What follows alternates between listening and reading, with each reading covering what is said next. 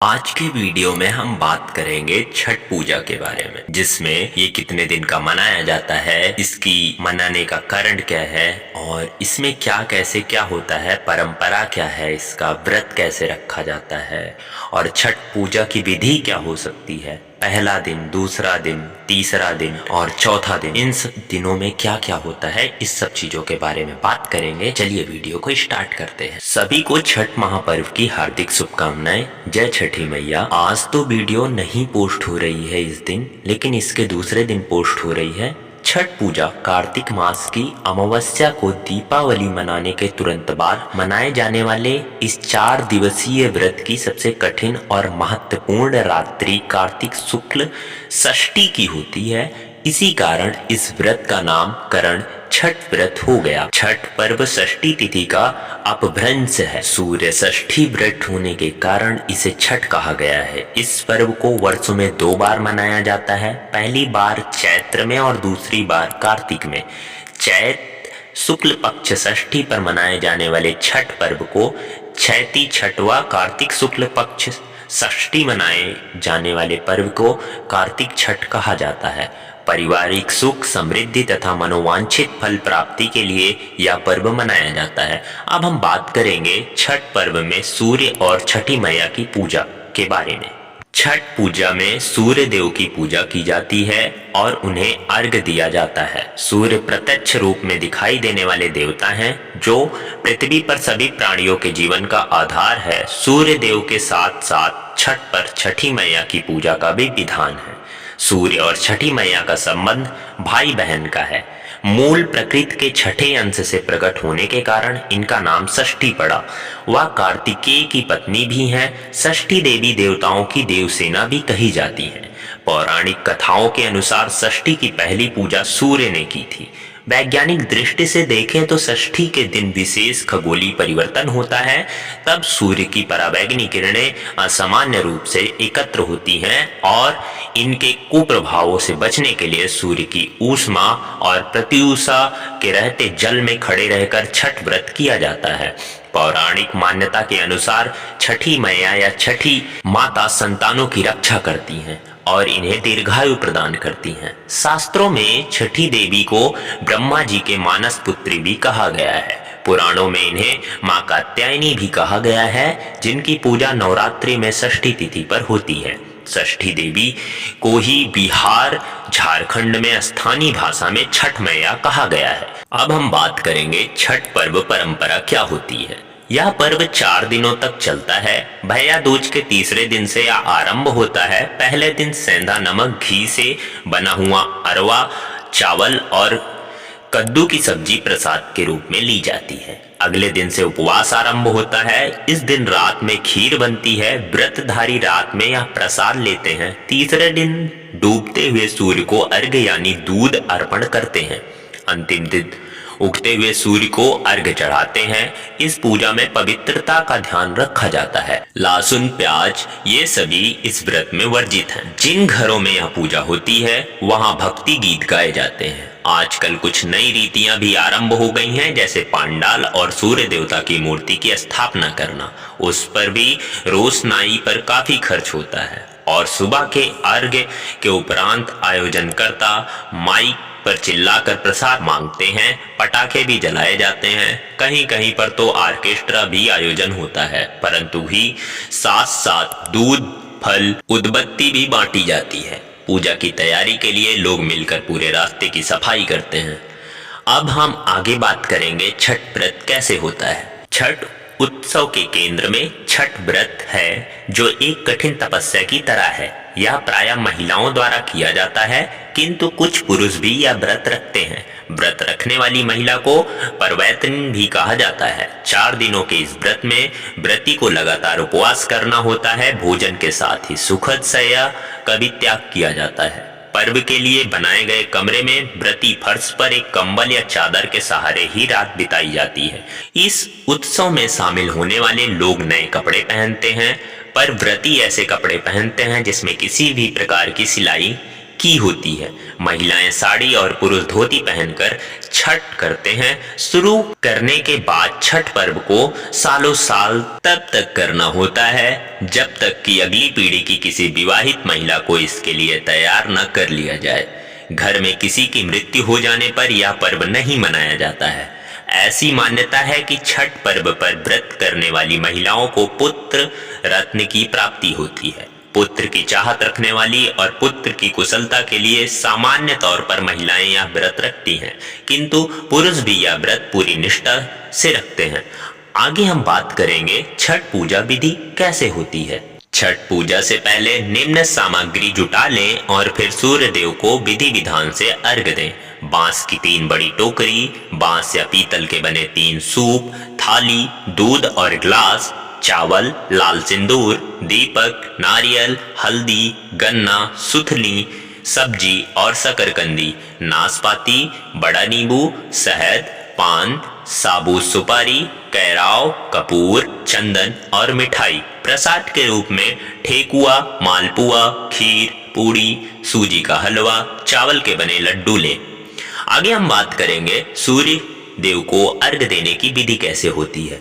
बांस की टोकरी में उपयुक्त सामग्री रखें। सूर्य को अर्घ देते समय सारा प्रसाद सूप में रखें और सूप में ही दीपक जलाएं। फिर नदी में उतरकर सूर्य देव को अर्घ दें। हम बात करेंगे अब पहला दिन में क्या कैसी परंपरा है। पहले दिन कार्तिक शुक्ल चतुर्थी नहाय खाए के रूप में मनाया जाता है। सबसे पहले घर की सफाई कर उसे पवित्र बना लिया जाता है। इसके पश्चात छठवती स्नान पर पवित्र तरीके से बने शुद्ध शाकाहारी भोजन ग्रहण कर व्रत की शुरुआत करते हैं।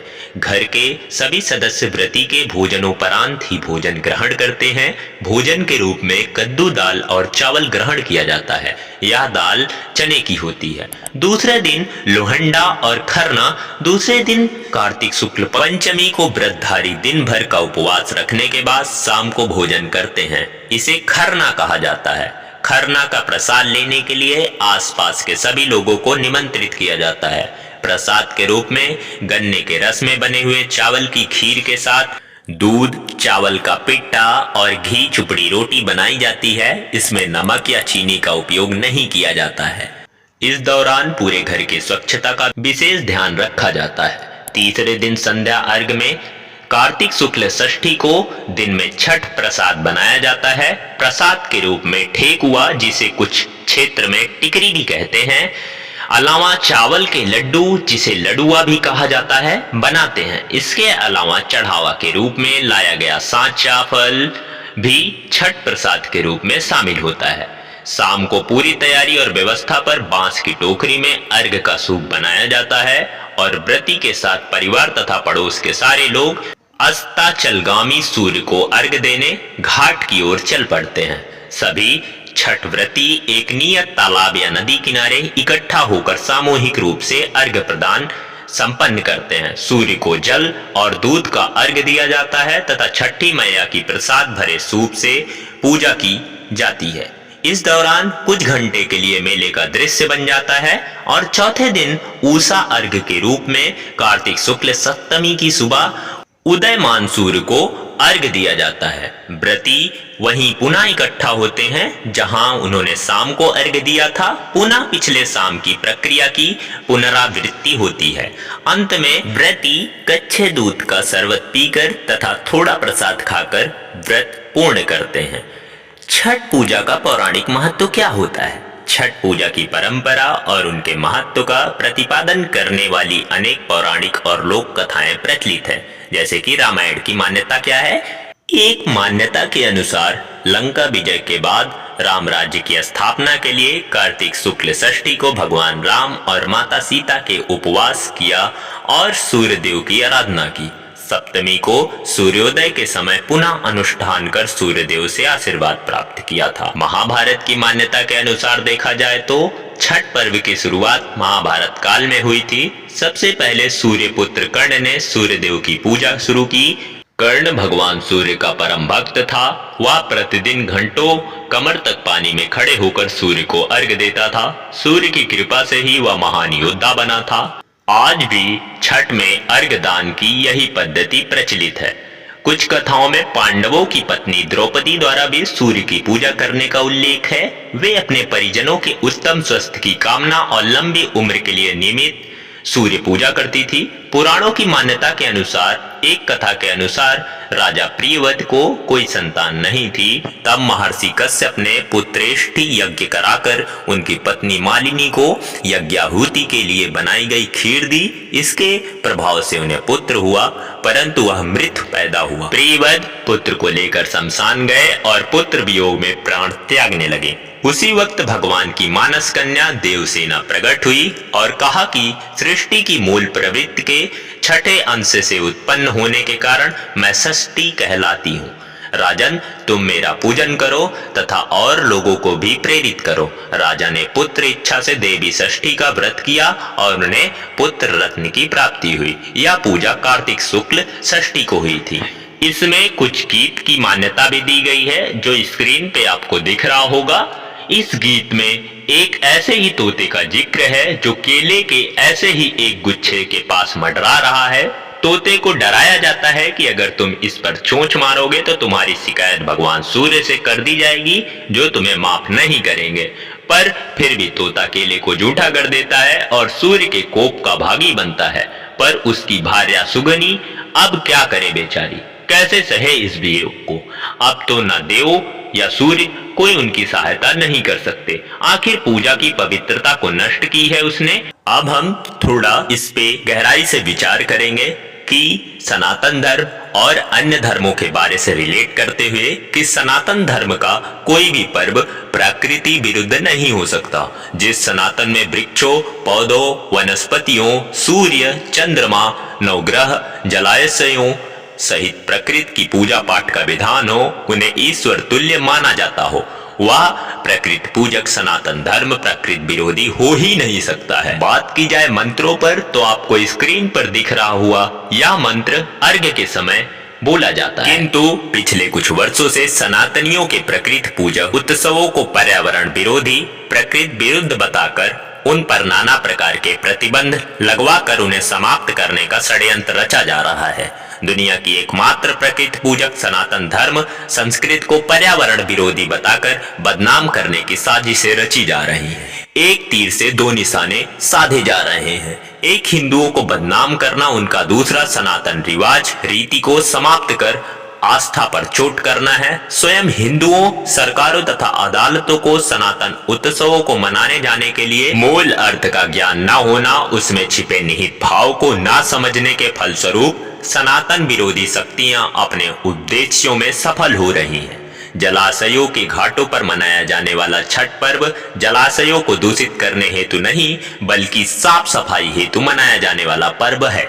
छठ पूजा के पूर्व जलाशयों की सफाई की जाती है। इसी बहाने जलाशय स्वच्छ हो जाया करते हैं। ये दीपावली के पूर्व घरों में भी की जाने वाली साफ सफाई परंपरा जैसा है, जिसमें विश्वास किया जाता है कि दीपावली के पूर्व घरों में कार्यस्थलों की साफ सफाई करने से लक्ष्मी आती है। इस परंपरा के चलते वर्ष में एक बार घरों की अच्छी तरह से सफाई हो जाया करती है। यह परंपरा सदियों से जारी है। अब यदि कोई पर्यावरणविद, प्रदूषण चिंतक दीपावली की साफ सफाई के दौरान उड़ने वाले धूल को भी प्रदूषण कारक बता दे तो आप उसे मानसिक दिवालियापन भी कहेंगे। हमारा देश आस्था प्रधान देश रहा है। यहाँ आस्थाओं का सम्मान किया जाता है, न कि प्रतिबंध लगाकर अपमान। सरकारें छठ पर्व की मूल भावना का अर्थ समझते हुए छठ पर्व के पूर्व व बाद में मुख्य जलाशयों की सफाई करवाएं, जो उनका मूल कार्य है। सरकार पर्यावरण के नाम पर घाट पर छठ पूजा पर प्रतिबंध लगाकर अपनी जिम्मेदारियों से मुख नहीं मोड़ सकती है। प्रतिबंध समस्या का हल नहीं है।